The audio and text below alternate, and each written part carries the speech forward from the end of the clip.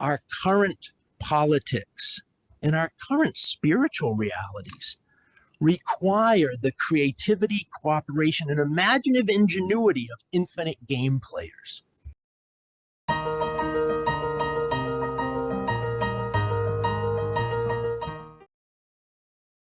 In his book, Finite and Infinite Games, the philosopher James P. Carse writes, there are two types of games. One may be called finite and the other infinite. Carse says that finite games are played to win, the object always being victory.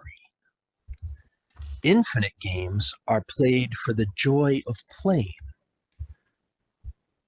and the object is to continue the play. The rules of a finite game can't change, but the rules of an infinite game must change. Carse says the goal of finite players is to avoid surprise. Surprise causes finite play to end, he says. It is the reason, however, for infinite play to continue. American culture doesn't know what to do with an infinite game. We hate losers.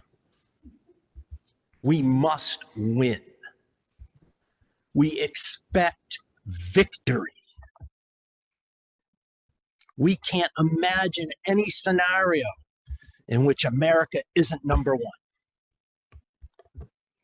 The best at everything. Of course, this is rooted in ignorance and American exceptionalism, but true nonetheless. We play to win in America. When our dominant culture here is threatened, we take on the attitude of win or go home. Horror of horrors if forever we realize we might happen to be losing. If that happens, we don't train harder, we don't practice more, we scapegoat the coaches, the other players, the rules, we stoke hatred and division, making any others available the reason for our lack of skill and expertise and acumen. They cheated. They stole the election. They're stealing our jobs, all the while being too lazy to work. They are a threat in our restrooms. They are indoctrinating our children. And why not? Finite games are zero-sum affairs. For me to win, you have to lose. And being a loser, as we've established, is the worst thing possible here. Finite games are contests for power and control, contests of will and domination. And infinite games are the exact opposite. The only way there's a winner is if we all win. The only way there's a loser is if we all lose. Infinite games seek not a winner, but participation in the play. Infinite games are activities that are explorative. They involve cooperative creativity. They're just darn fun, like Calvinball. Calvinball is nonsensical, arbitrary, at times utterly confusing, but lots of fun. I don't know about you, but I remember playing games very similar to it while I was growing up. I don't know why I ever stopped. As adults, there's something about a game with no rules that we don't like. As human beings, we are tuned to see patterns in everything. We love order. With too many rules, we feel confined. But with too few rules, we feel chaotic. 83 different flavors of Pringles. 157 different streaming channels and nothing good to watch. I think much of the conflict in our politics, in our society, in our workplaces, even in our churches and schools, is that there is a conflict between those who are playing a finite game and those who are playing an infinite game. Since the emergence of MAGAism and through COVID, our country, the world, feels a bit chaotic. I think here in America, we're in the middle of a struggle over the American game. Perhaps we always have been. Will the rules hold? Are the rules worth having? Will the rules change? Will the rules remain, but will some players either legally or practically be above them? Politics, however sane or crazy, is a finite game. And that's why doing things such as battling climate change or easing human suffering are so difficult to achieve politically. Our society, our government, our courts, our educational system, all our major institutions and systems are about winning. Not what's best, not what's fair, not what's compassionate. Winning, getting the best grade. We don't go to court to find out what justice is. We go to win our case. We need to stop playing so many finite games. I think one of the reasons many, if not most people, such as ourselves, find ourselves in a Unitarian Universalist congregation is that somewhere along the line, we realize that the human spirit is infinite, even if we didn't use these words, and needs infinite games. But that most organized religion, if not all of it, plays finite games. Official dogmas, rules, theologies, concerned more with our purity, how well we follow everything and the rules, than our actual human personhood. How well do you match up to an impossible standard is more important than how much love, kindness, compassion, and sense of fairness is in your heart. Not that we are innocent as Unitarian Universalists. We have our own purity culture at times. Any Unitarian Universalist who ever told you can't say God here, that's the same purity culture fundamentalism as the fundamentalist saying you're not going to heaven for XYZ. But I think in Unitarian Universalism, we do at least intend to play infinite games. We use multiple sources of spiritual inspiration, a respect for the world's accumulated religious and spiritual wisdom, and scientific wisdom. We are trying to create community that is a microcosm of what our society must become if we are to survive and continue the play. And I believe infinite games can only be played by players who know joy. If joy is conspicuously lacking, if it's not just fun to play, it's not an infinite game. Our culture, religion, politics can seem all too joyless. And it's important to recognize that joy is not just happiness, but a quality of the soul. Happiness is an emotion. Joy is a state of heart, a state of being, an inner orientation. Joy amplifies happiness, certainly. But joy can also be present amid sadness. You can have a joyful orientation, even through your experience of pain and loss and difficulty. The opposite of joy is not sadness, it's emptiness, isolation, disconnection. Qualities that got amplified during COVID quarantine time,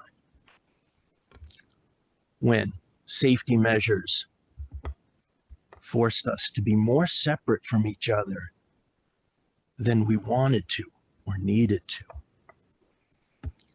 Joy is a fullness of heart that experiences deep connection to everything sacred and holy. Joy is wonder and amazement at the miraculousness of existence. Joy is love and being loved. Joy is seeing and being seen. Joy is usually accompanied by pleasure and happiness and excitement and elation, and this is when we most easily recognize it. However, it is when joy breaks through as a small light in the darkness that perhaps it teaches its most profound lessons, its true nature. Some of the places you can see this happen, the Pride celebration. I was at Pride celebration in Middletown this year, which I believe is the largest such celebration in Connecticut. At least that's how they bill it there. I don't know. But there were two religious organizations there, the Unitarian Universalist Church in Meriden and the Episcopal Diocese of Connecticut, whose booth had representatives from 23 different Episcopal congregations. And a good friend of my wife and her wife were two of the people organizing the Episcopal presence. So I went over to say hello. And they were talking to a 14-year-old who was telling them how difficult it is to go to church being queer. And they said, here we are. We're just like you. That person's face lit up the entire street from in front of their little booth. That's joy. That's playing an infinite game. Adrienne Marie Brown says pleasure is required for justice. Her work on pleasure activism is both about needing to make pleasure, including sexuality, an openly accepted human need and human right, and that pleasure is necessary for the long-haul battle for justice. Without pleasure, we wither and die, and we can't keep up the fight for the good. Throughout human history, the poor have fought for the right for pleasure against the privileged. Labor Day is about the need for leisure, pleasure, connection, and rest from our work. All work and no play not only make us dull, it kills us. Labor's victories, winning an 8-hour workday, a weekend, child labor laws, and benefits, were not people making class warfare to access unearned luxuries. They're a desperate fight by everyday people to have a life worth living instead of just fighting to exist. It is fascinating and appalling how the rich and the powerful and the privileged have always called the actual slave, the minimum wage slave, and the corporate serf lazy and shiftless and wanting handouts, while idly sitting about sipping their lemonade by the pool. Think about it. Our current politics and our current spiritual realities require the creativity, cooperation, and imaginative ingenuity of infinite game players. The finite games of law and politics and economics and diplomacy and healthcare and education, they need Calvinballers who dare to create a new way to play the game, not just figure out how to play it best under the current rules. One that is interdependent instead of independent, that practices power with instead of power over, that realizes we are all in this together and we all win or lose together. The finite game players will see the infinite game players as completely mad losers, unhinged. But the infinite players are like the dancers who are thought to be crazy by everyone who couldn't hear the music. The role of faith communities, the role of education, the role of art and music, the role of clergy and teachers and artists and musicians and activists and reformers. Our role is to be Calvinball coaches. Our job is to teach everyone how to play infinite games, to help people remember they already know how to play, that truth and justice and fairness are supposed to be our default settings, that hope and love and joy are the marks of our best players, not power and control and violence, that the game skills of infinite players such as kindness and compassion and courage are the greatest weapons we have against the encroachments and unjust rules of the finite games and their players. Calvinball coaches don't teach people to dance. We teach people how to hear the music. Once people hear the music, they'll remember how to dance. It's built into us. The dance of inclusion and respect and joy and love. James P. Carse ends his book. I'm ruining the ending for you. He ends his book by saying there are many finite games, but there is only one infinite game.